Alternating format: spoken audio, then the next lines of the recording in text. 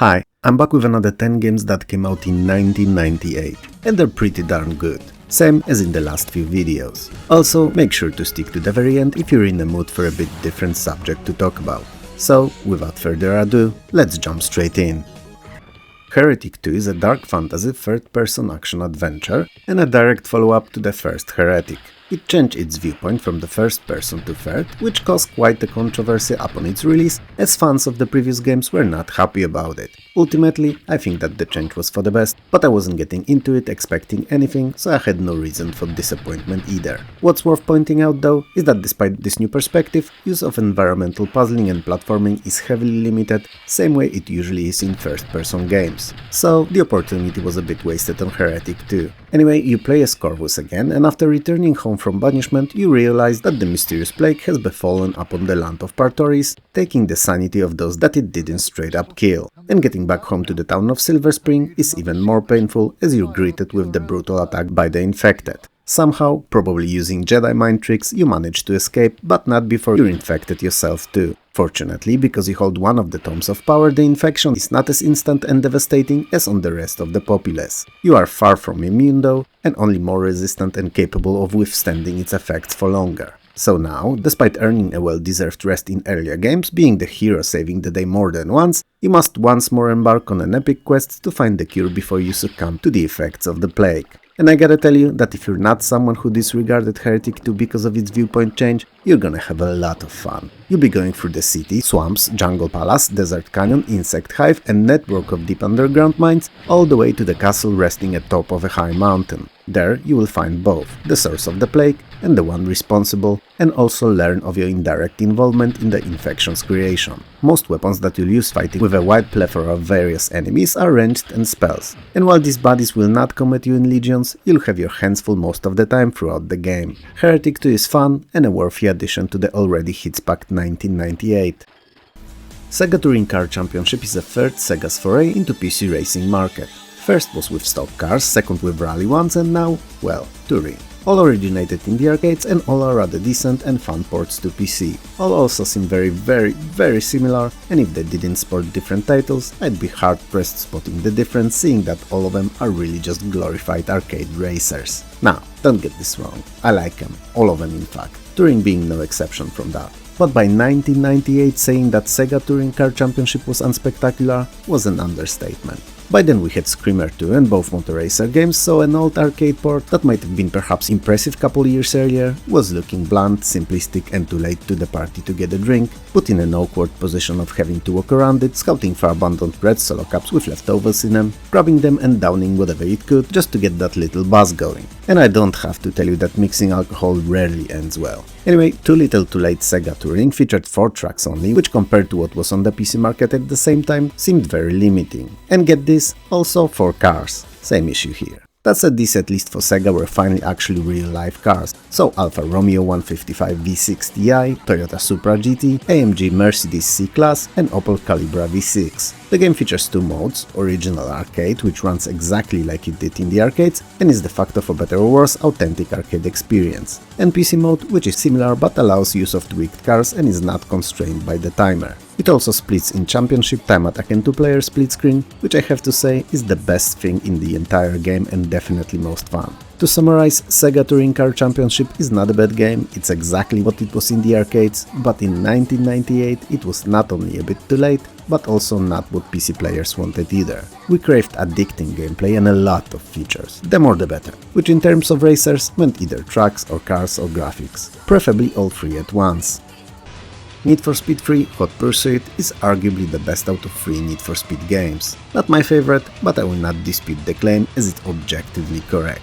It wasn't groundbreaking in any way as compared to the earlier 2, but it iterated on everything they did well and added few interesting features to boot, making for an ultimate racing experience that was actually still by then very honest to its own title. It features classic to the series single race and tournament and 2 new modes of Knockout and Hot Pursuit. Each of these offers its own rewards for completion. For instance, Tournament unlocks few extra cars, while Knockout on Expert difficulty unlocks both cars and a bonus track. While it's not my favorite way of obtaining content, I kinda get why it's done like it. It's an incentive for the player to try and beat all of the game modes. I'm not gonna cover the obvious two ones, but the knockout mode sees you racing through all the tracks, with last place driver being knocked out after each race is completed and only remaining ones progressing further. And it carries on like that until there is a single definitive winner. In Hot Pursuit mode, you must outrun the cops through fast open area track, all the while outlasting the other racers. The game comes with 13 cars split into 3 classes of A, B and C, more or less describing the power levels of vehicles that belong to them. There's also 8 standard and a single bonus track included. In reality, however, if you take a closer look at them, you'll realize that the 8 is a bit inflated number, as it's just 4 tracks that fork at some point and change very little. I mean, sure, it provides for partially different racing experience, but it's not an entirely unique one, which is a bit disappointing. Well, at least you get to pick whether to race on them during the day or at night, and weather conditions. You can also fine-tune the engine turning, brake balance, steering speed, gear ratios, suspension stiffness, aerodynamics and tires. It's a new one for the series and actually makes a difference while racing, both when you do or do not know what you're doing. So it can help you or make the car behave worse too. Presentation-wise, if you had a 3D accelerator when Need for Speed 3 came out, it looked fantastic. Not only everything was smoothed out and popping in color, but also ran super fast and featured tons of little special effects like rain, pellets and snow, all looking phenomenal. Oh, and I failed to mention it before, but you can also take on the radar, so to speak, and play as a cop, chasing and pulling over speedsters. It's fun. KKND 2 Krossfire is a sci-fi post-apocalyptic real-time strategy and a game that I've never played myself. So, everything I'll tell you about it will be based on what's available on it online. I don't dig RTSs, and by 1998 there were so many amazing games in other genres that even checking them out felt like a time wasted. To me, and I'm different. Anyway, the game takes place 40 years after the events of its predecessor, and to the two sides of survivors and evolved, a third faction was added. Series 9 Agricultural Robots. And no, I shit you not here, they did evolve or reprogram themselves actually after the war for caring for the crops to destruction of all human life. Some would consider it an ultimate and inevitable evolution progress for AI. I call it a glitch in the matrix. Neither is a problem until we face it in real life. Anyway, 2 or 3, for the most part, all sides play more or less the same. There are 3 map types in the game, barren desert, forest and urban jungles, and all are entirely uniquely looking and feeling from one another and are depicted in nice, well-designed detail. The objective naturally is to be the last faction standing, and it's done by means of strong and deadly military, supported by a correct and efficient resource management and maintaining of your base operations. Let's not kid ourselves though, you mainly win through pew-pewing all the enemies. Other than the attack units, you can also raise turrets to defend your bases, and it's good to keep the potential enemy attacks in mind when building them and place them next to easily defensible locations. Campaign sees you going through series of missions for each of the factions and provides de facto story of how the conflict progresses, so it should be a go-to upon starting the game first. There's also multiplayer, so theoretically infinitely replayable mode, but if I'm to be honest, I'm not sure if a game as old as this one could even still be played online today. Hard to tell. KKND2's presentation, while sadly not utilizing more and more popular at the time 3D, is rather decent, with all the units beautifully recreated and animated in pixels and overall feeling well fitting to the world the game takes place in. AI, while heavily advertised on the gamebox, is something I can't give you the exact rundown of, as I've seen mixed reports, with some claiming that it's rather decent, often probing players' defenses before mounting an attack and working as a team rather than the individual units, while others said that it's so bad that even the correct and efficient pathfinding is an issue for it. All in all, if you liked RTSs, it's definitely one to try.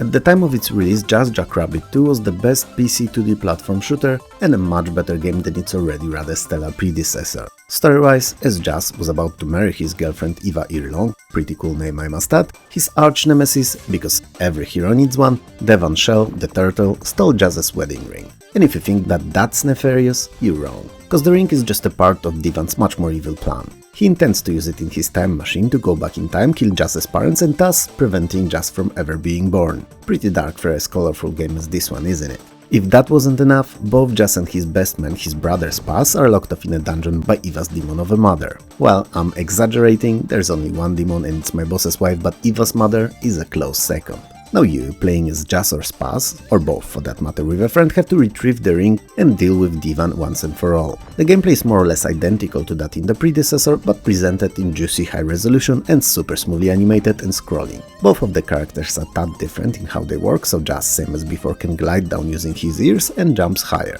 And Spaz has a karate kick and stomp jump that allows him to stomp and open crates containing power-ups. The levels are much bigger, better designed, and also feature areas accessible by just one of the brothers to encourage a cooperative play. They are quite varied in their presentation too, taking you through underwater tunnels, thick jungle, medieval castle, alien landscapes and many more. While you start with a standard blaster, naturally there are extra pickups in form of more powerful ammunition for it, and this can be a flamethrower ammo, freezing or even exploding one among others. You'll stumble upon some coins along your adventures, and this can be used at the merchant for him to teleport you to a secret area full of goodies and power-ups. Other than the fantastic single player and co-op, Jazz features a very fun multiplayer mode in which up to 32 players can compete against each other online. Or could, cause I have no idea if the service is still working. Overall, from a pure fun factor point of view, Jackrabbit 2 is probably the best game in today's video. Police Quest SWAT 2 is a real-time tactics video game viewed from a top-down isometric perspective. It features two campaigns, one for LAPD SWAT site and the other for the Five Eyes criminal organization. While the sites are symmetrical and don't really have any upper hands when compared to each other, they use different equipment and weapons. Each mission that you partake in your chosen campaign has its own objectives that need to be fulfilled, and you will have to get your head going to manage to do so. SWAT site has to save as many civilians as possible, preferably arresting suspects rather than killing, and following rules of engagement. While Five Eyes can pretty much go to town on both civilians and the police, with little to no consequences to their actions, spreading death and destruction all around. Units can be gathered into color-coded groups for easier multiple tactical management. Each of the units, be it SWAT or criminals, is described by the two categories. Marksmanship, responsible for precisely what you think it is, and less obvious one, cross-training, which basically corresponds to equipment and utility proficiency. SWAT site also has a certification attribute, which for all intents and purposes is a specialization descriptor indicating if particular unit has any special skills. So they can be an element leader, with said element being a single color-coded squad, sniper, usually a dude pew-pewing with sharpshooting accuracy, explosives, which is pretty self-explanatory, EMT, a modern life cleric, saving lives left and right like a true hero that he is, and finally K9, capable of leading dogs. Each of the specializations has its own unique and very useful skills. Sniper, for instance, can reveal any part of the map within their line of sight. While SWAT 2's presentation may have not shaken the world in 1998, especially when compared to games like Rainbow Six, which offered similar gameplay idea but in full 3D and from first-person perspective, its high-resolution top-down view graphics are rather nice and clear, so you'll never feel as if the interface or presentation got in the way of playing. If you dabble in real-time tactics games, there's hardly any better than SWAT, especially that it allows you to sample its gameplay from the perspective of both sides of the conflict, with each playing entirely different. Monster Truck Madness 2 is a successor to 1996's first game and basically the same title, just slightly facelifted to the 1998 standards. It's so similar in fact that even the engine between the two does not differ considerably, and special additional tracks from either could be used in both games. So yeah, in reality it was more like Monster Truck Madness 1.5 rather than 2.0. It doesn't change the fact that it's as fun as the first game was, and if you're someone who likes monster trucks, then by 1998 there was no better game out there tackling the niche subject. What made it especially popular among gamers was an addition of famous at the time real-life trucks. Bigfoot, Gravedigger and Carolina Crusher among others, and online multiplayer mode. So, what makes Monster Truck Madness 2 better than the first one other than the licensed cars and that refreshed presentation? Well, more cars and more trucks, and a bit improved already pretty decent physics. Nothing more really. And while for some it may not warrant a purchase, fans of the sport no doubt gobbled the game like a Cookie Monster going to town on his chocolate chip cookies. Personally, I don't care much for it, but I've only seen monster trucks once or twice in real life and was already over the age of getting overhyped by them, so the appeal was definitely lost on me. Quest for Glory 5 Dragonfire, same as its predecessors, is a point-and-click adventure and role-playing mixture viewed from an adventure game perspective, and the last title in the long-running series of games. Unlike previous games in the series, combat takes place on the same screens as exploration and is action-based, feeling more like a hack and slash than a tactical battle. Weapons and armor management play much bigger part too, leaning the title more towards the RPG sides of things. Silmaria's king has been recently murdered in mysterious circumstances, so our hero, that you will bravely lead with your mouse, charm and wit, along with Wizard Erasmus, travel there to take part in traditional rites of rulership, which award the crown to the winner. Naturally, you enter contest because being a king is better than not being the king. Also, fresh sheets every night, good food, rivers of wine and a royal jester are values that speak to you loudly. As the competition progresses, it becomes painfully clear that some odd forces are at play, as other contestants are being systematically killed off by an unknown assassin. What's most unusual about it is that all the victims are murdered near the dragon pillars that keep the dragon of Silmaria in captivity. Being the world's greatest detective, yes, twice, cause Batman is just greatest once, and you're at least worth a double of one-man bat, you take it upon yourself to get to the heart of the thing, solve the blood-soaked riddle, find the responsible party and save the kingdom from potentially devastating danger. You can either create a hero that's a thief, wizard or a fighter, same as in earlier games, or import one used in previous series entry. The game world of Dragonfire is ginormous and filled with dozens of interesting characters, shops and side quests, most of which don't really have to be taken or completed. It's totally up to you what you go after and what you ignore, other than the main quest, that is. While Dragonfire is no doubt one of the best entries in the series gameplay-wise, if you're someone who enjoys a suspense and want a long work towards uncovering the secret, you'll be a bit disappointed. The murderer is revealed quite quickly, which is a bit of a letdown if you ask me. Redline Racer was not Moto Racer. And while that may not mean anything to some not versed with the series, it means that it was not the best arcade motorbike racer upon its release. Nothing more. It doesn't mean that it was a bad or disappointing game, only that there was something considerably better, the best even in the arcade racing genre. Still, Redline Racer offered a pretty decent driving physics, 10 different and really fun to race around tracks in 6 unique locations, and a plethora of multiplayer options, which may not be as important today, as I'm not sure if any of them work anymore. Oh, and 8 different bikes. Yeah, that's important too. Additionally, the sensation of speed is not lost on Redline Racer, and you can practically feel all the roadside objects swooshing past you at breakneck speeds. Even more so when you come to an instant stop by crashing on the side of the road or with another racer. And you will, as mastering the game will take a little while, and CPU-controlled drivers are definitely nothing to scoff at, and will actively try to push you off the road if given a chance. And since there's always 15 of them, the chances will be aplenty and they will try to take them. You can pretty much take it to the bank. Redline Racer's presentation is pretty good in terms of both sound design and graphics, and while it may have nothing on Moto Racer 2, it's still rather nice. At the velocity that you'll be speeding around the tracks, it's unlikely that you'll be pondering about the complexity and details of smudges that you'll be passing by anyway. I keep comparing Redline Racer to Moto Racer, pointing out the superiority of the latter, but believe it or not, there's one thing that the Redline Racer is better at. And it's the realistic depiction of how difficult it is to control a motorbike at these incredible speeds. I mean, I know it's supposed to be an arcade racer, and realism is not what most gamers seek in these, but here you go. If you're one that does, Redline Racer is seemingly pretty accurate at that. Soldiers at War is a superior sequel to Wages of War and a turn-based squad tactical strategy that I've never played. And the more I read and learn about it, the more I feel that I've missed something special and worth experiencing. Especially that it looks a lot like ground combat in my beloved XCOM games. Anyway, Soldiers at War takes place during World War II and places you on the Allies' side of conflict, performing various missions against the Axis. And if you wonder why I deliberately avoided the N-word here and T-word when talking about SWAT 2, it's all thanks to YouTube's algorithm that buries the videos using them, even briefly. Now that I think what I said, I think it may have came up wrong. I naturally did not mean any slurs when the N or T words were mentioned, but the real-life words that are just a big no-no for the YouTube overlords. Anyway, unlike XCOM, there's no overarching strategic or management layer in the game, and you're just going through a series of tactical encounters trying to complete the campaign. To do so, you have a pool of 32 men, 8 of whom you can pick for any of the missions, and a plethora of various weapons, some of which are rather limited in number. That said, certain weapons can be recovered during missions, so it's not as bad as it could have been.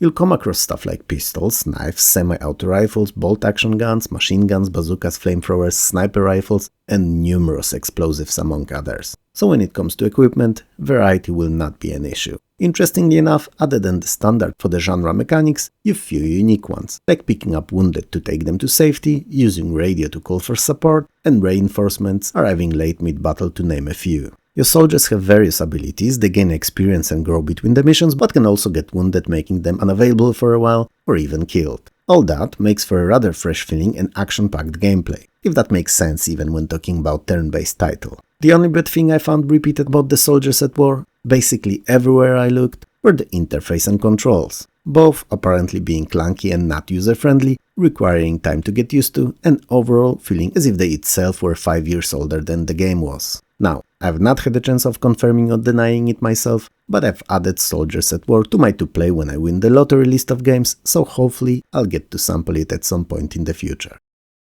1998 was a spectacular year, and it's pretty obvious given the selection of games. Believe it or not, I'm still not done with it, as there were more cool titles to cover for the year. But make sure to let me know what you thought of today's games in the comments below. So, what we will briefly touch today is a national minimum wage. Most countries have one, right? And in most cases, it's so low that calling it a living wage with a straight face is difficult, especially in today's economy. So how do we solve the issue? Honestly, I don't know, I have no financial background and can only theorize about it. So I have an idea, or an idea of an idea to be precise, but it's a rather faulty premise, meaning chances of it working are quite low to non-existent. I'll share it with you anyway, in the spirit of us working together to find a better way. So, what I do is basically limit the maximum wage a politician can earn to 3 times the minimum one, and for the company, directors, CEOs and other high-ranking people within private-owned businesses to 5 times that. Now, for someone on the minimum wage, this may still seem like a lot of money. Like all those folks are still getting so much, and yet it's not. Well, for them it's not, at least. Many of them earn millions. Some of them take that home each month. So suddenly, dropping to 3 or 5 times the national minimum would mean changing their lifestyles entirely,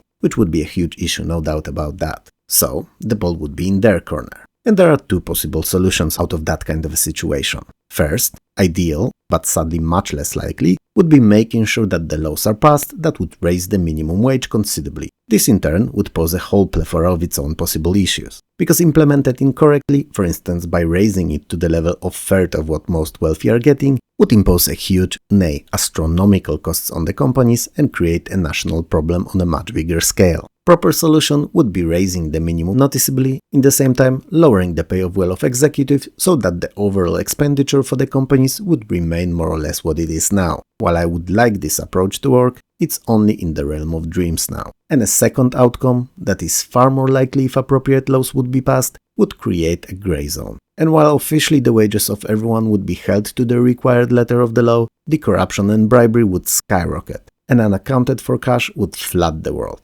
So, no win, either of the ways. Do you have an idea how we could help those less well-off while keeping the world finance stable? Let me know in the comments below. If you liked the video, hit those like and subscribe buttons below. Smash them if you have to, it helps more than you could ever know. Also, I would like to thank you and all my amazing Patreon and YouTube members for helping this channel keep going. And last but definitely not least, I would like to thank all the wonderful folks who record and upload playthroughs, let's plays and other retro-centric videos here on YouTube, because they help to preserve the games that would have otherwise been long forgotten. So thank you.